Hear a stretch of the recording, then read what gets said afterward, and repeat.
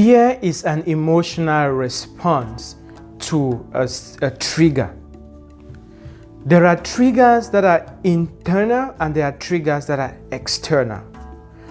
The internal triggers could be your fear of change, your fear of pain or discomfort, your fear of ridicule, your fear of rejection, your fear of death, and your fear of the unknown.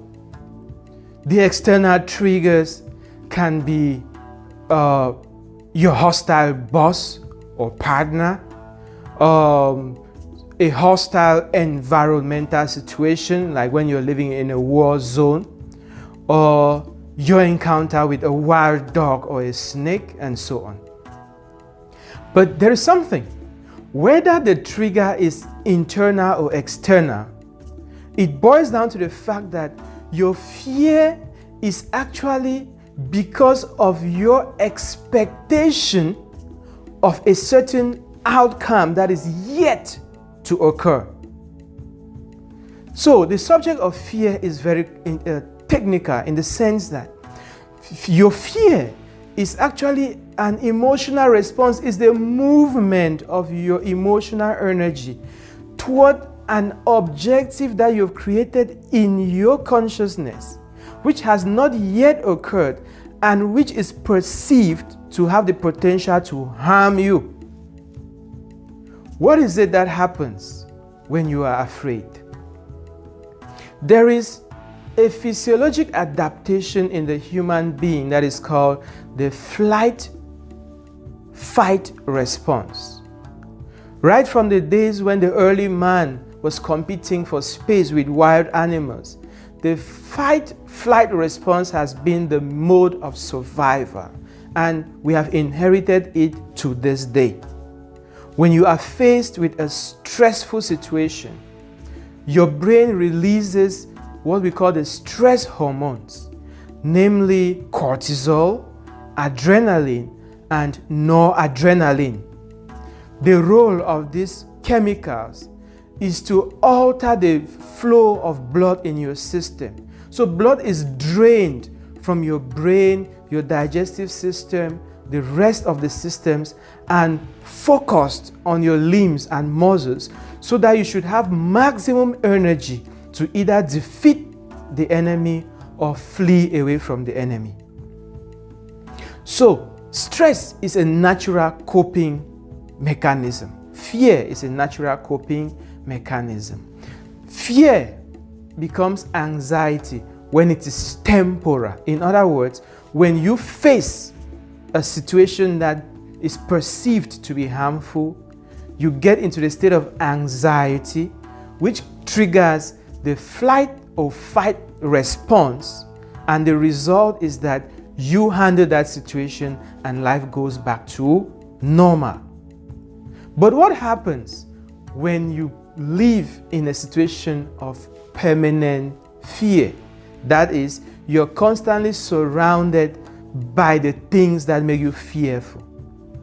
Either those that you create in your mind or those that exist in your environment, such as living in an abusive relationship, working on a job that you hate, or constantly being afraid of what your friends would say if you do a certain thing, or what may happen when you die, and so on and so forth.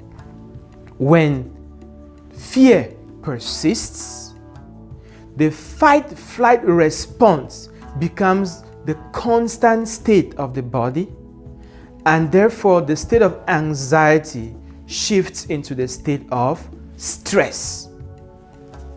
What happens in the state of stress now is that your body is no longer in a state of homeostasis.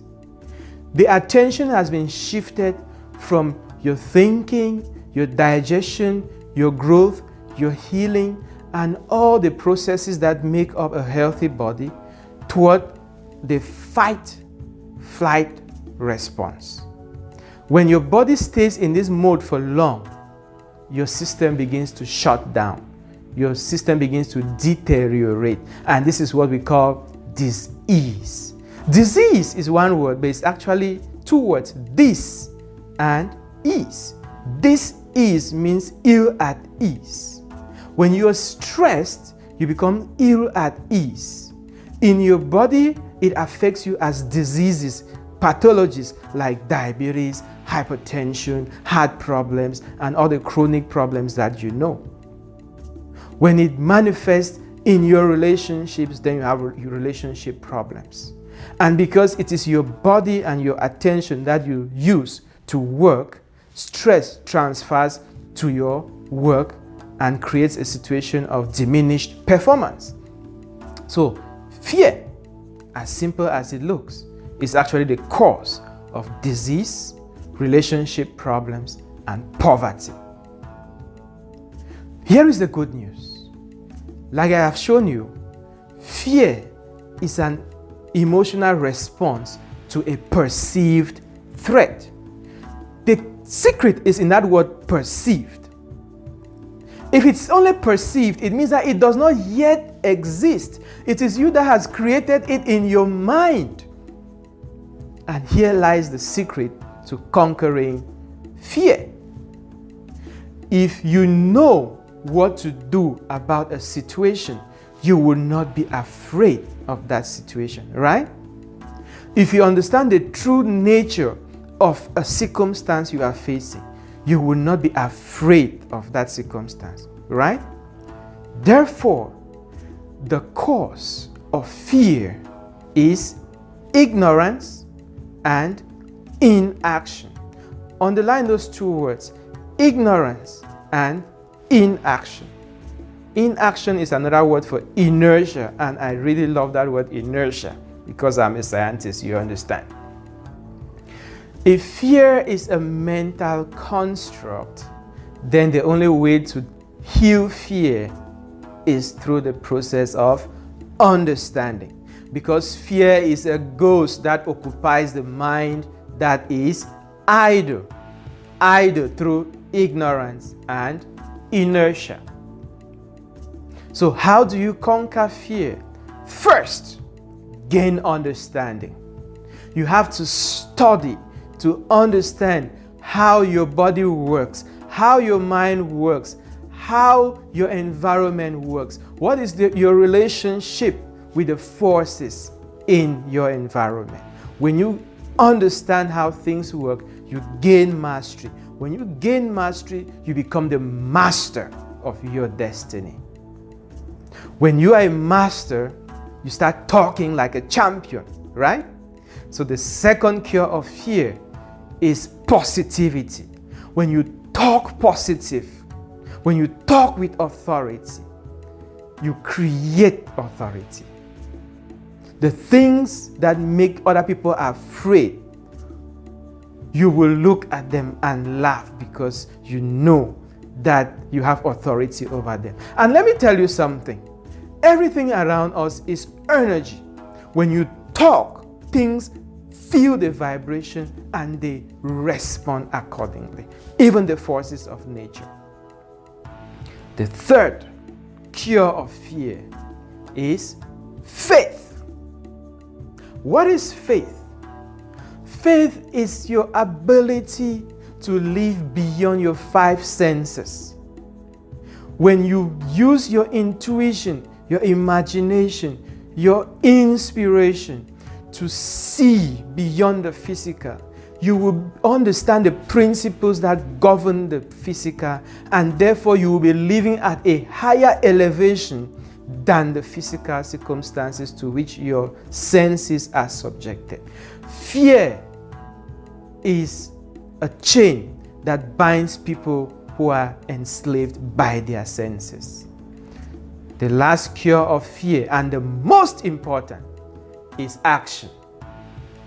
You see, when we were growing up in the village, we were used to, exploring the streams in the village, looking for the deep spots, creating swimming pools out of them, and so on.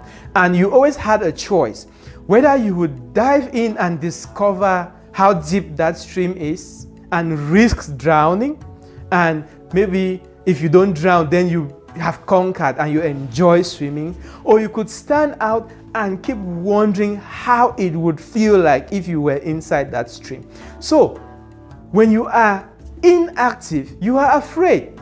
But the moment you act, fear no longer exists.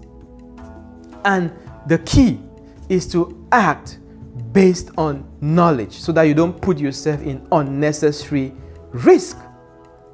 These 4 keys, if you put them into practice, you will live a life that is free of fear. When you live a life that is free of fear, then you will become creative. When you become creative, then you will live life to the full, because prosperity boils down to being productive, being free to experience your full potential. I am Godfrey EsOH, and it has been a wonderful moment sharing this with you. It's been a brief 10 or 11, 12 minutes, but if you listen to these words over and over again, I assure you that with each listen, you will pick up something new. Not because I am saying something different, but because what unfolds within you happens as a gradual process. So the more you listen to these words and reflect on them, the more they unfold a new reality within you. And this is what the transformative process is all about.